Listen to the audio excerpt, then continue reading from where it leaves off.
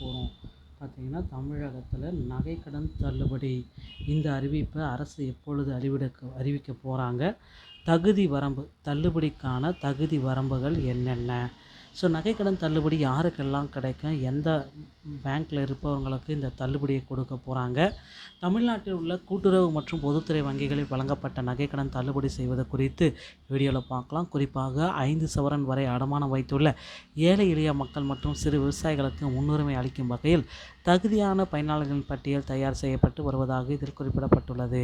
ஏற்கனவே நடைமுறைப்படுத்தப்பட்ட பயிர்க்கடன் தள்ளுபடியை தொடர்ந்து தற்பொழுது நகைக்கடன் தள்ளுபடி குறித்த எதிர்பார்ப்பும் மக்களிடையே அதிகரித்துள்ளது.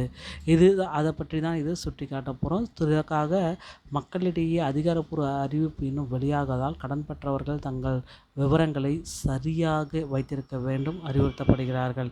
இருப்பினும் இந்த சலுகை தனியார் நிதி நிறுவனங்களில் உள்ள கடன் பெற்றவர்களுக்கு பொருந்தாது என்பதும் குறிப்பிடத்தக்கது. தமிழக அரசு இந்த வட்டியை தற்பொழுது நிலவரங்களை இந்த வீடியோ தெளிவாக விவரிக்கிறது. ரெடியாக இருக்கவங்க வாங்க வீடியோக்குள்ளே போகலாம். தற்போதைய நிலை அப்படின்னு நம்ம பார்க்குறப்ப கடன் பெற்றவர்களுடைய விவரம், கடன் தொகை, அடமானம் வைத்த தங்கத்தின் அளவு, இதை பேஸ் பண்ணி தான் தற்போதைய நிலை பார்த்திங்கன்னா போயிட்டுருக்கு. தகுதியான பயனாளிகளுடைய பட்டியல் தயாரிக்கும் பணிகள் தீவிரமாக நடைபெற்று வருகிறது. தங்கத்தின் அளவு எத்தனை கிராம், அதாவது 40 கிராமுக்குள்ளே இருக்கணும் அப்படின்னா உங்களுக்கு நிச்சயமாக அந்த தள்ளுபடியுடைய அறிவிப்பு வர காத்துக்கிட்டு இருக்குங்க. ஸோ இதுதான் 41 கிராம் இருந்தாலும் உங்களுக்கு தள்ளுபடி ரிஜெக்ட் ஆகும். பயனாளிகளின் விவரம், கடன் பெற்றவரின் பொருளாதார பின்னணி, அப்புறம் கடன் ரூபாயாக பெற வாய்ப்புகள் இருக்குது.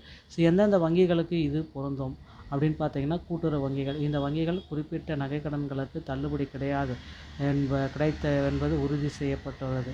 அதிக முன்னுரிமை அளிக்கிறது பொதுத்துறை வங்கிகள். சில அரசு பொதுத்துறை வங்கிகளில் பெறப்பட்ட கடன்களுக்கு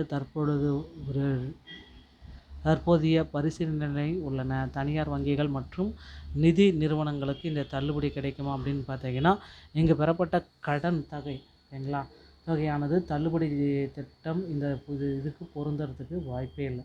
ஸோ யாருக்கெல்லாம் முன்னுரிமை, இந்த போனஃபைட் இதை பார்த்துக்கோங்க. ஃபைனலில் அனைத்து நகைக்கடன்தாரர்கள், பொருளாதாரத்தை பின்தங்கிய குடும்பங்கள், சிறு மற்றும் குறு விவசாயிகள், குறைந்த அளவு நகைச்சையை அடமானம் வைத்து கடன் பெற்றவர்கள், இந்த 3 பகுதிகளில் உள்ளவர்களுக்கு கண்டிப்பாக நிச்சயமாக எல்லாருமே எதிர்பார்த்த மாதிரி முதல்வர் விஜய் அவர்கள் மாற்று பணியிடங்கள் கொடுப்பாங்க.